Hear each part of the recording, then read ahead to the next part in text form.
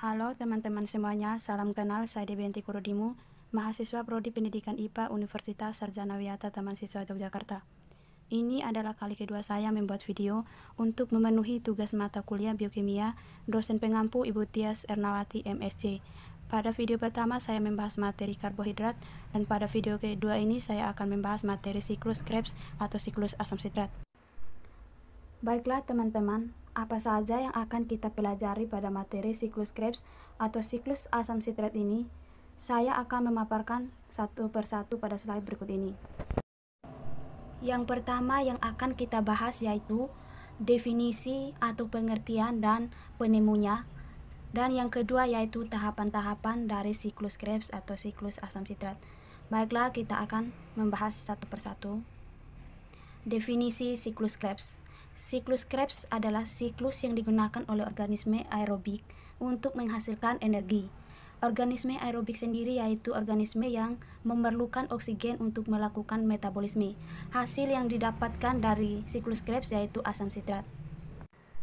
Sesuai namanya, siklus Krebs diambil dari nama penemunya yaitu Sir Hans Adolf Krebs yang pertama kali menggagas mengenai siklus Krebs ini. Beliau adalah seorang ahli biokimia campuran Jerman dan Inggris. Berkat penemuan ini beliau menerima hadiah Nobel Fisikologi atau kedokteran pada tahun 1953. Selanjutnya yaitu tahapan-tahapan dari siklus Krebs. Tahapan siklus Krebs atau asam sitrat ada 8. Untuk tahapan yang pertama yaitu pembentukan asam sitrat. Proses yang berlangsung pada tahap ini disebut dengan hidrolisis. Pada tahap ini terjadi penggabungan molekul asetil CoA dengan oksaloasetat membentuk asam sitrat yang dibantu oleh enzim asam sitrat sintase. Tahap selanjutnya yaitu pembentukan isositrat. Pada tahap ini, asam sitrat yang telah terbentuk diubah menjadi isositrat dengan bantuan enzim akotinase yang mengandung F2+. Tahap ketiga yaitu pembentukan oksalusuksinat. Pada tahap ini berlangsung proses dekarboksilasi atau perombakan pertama. Isositrat yang terbentuk pada tahap sebelumnya dioksidasi menjadi oksalosuksinat yang terikat oleh enzim isositrat dehidrogenase. Pada tahap ini pula isositrat diubah menjadi alfa ketogutlarat oleh enzim isositrat dehidrogenase dan dibantu oleh NADH. Tahapan keempat yaitu terjadi proses pengubahan alfa ketogutlarat menjadi suksinil CoA oleh enzim alfa ketogutlarat dehidrogenase kompleks. Tahap selanjutnya yaitu tahap kelima yaitu terjadinya konversi suksinil CoA menjadi suksinat. Pada tahap ini proses konversi atau pengubahan tidak hanya dibantu oleh enzim namun juga memerlukan Mg2+ dan GDP dengan fosfat akan membentuk GTP. GTP inilah yang akan nantinya diubah menjadi ATP.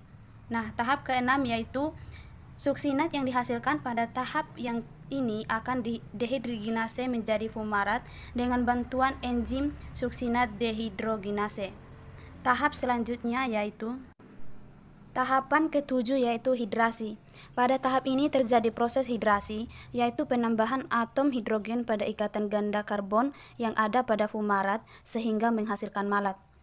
Tahap selanjutnya yaitu tahap ke-8, regenerasi oksaloasetat.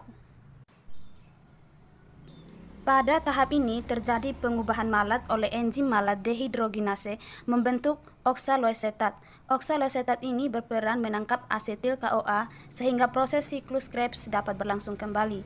Untuk mencukupi kebutuhan energi, siklus Krebs harus berlangsung sebanyak 2 kali. Hal tersebut karena reaksi oksidasi pada molekul glukosa untuk sekali proses siklus Krebs hanya menghasilkan 2 molekul asetil CoA. Hasil siklus Krebs dalam proses satu kali siklus Krebs menghasilkan 12 ATP dengan perhitungan 1 molekul GTP yang akan secara langsung diproduksi menjadi ATP, 3 molekul NADH yang akan dioksidasi melalui transport elektron menghasilkan 3 ATP per molekul. 1 molekul FADH yang akan dioksidasi melalui transport elektron menghasilkan 2 ATP per molekul. 1 molekul CO2 yang akan dilepaskan, sehingga untuk 2 kali siklus Krebs akan dihasilkan energi sebanyak 24 ATP dan 2 molekul CO2.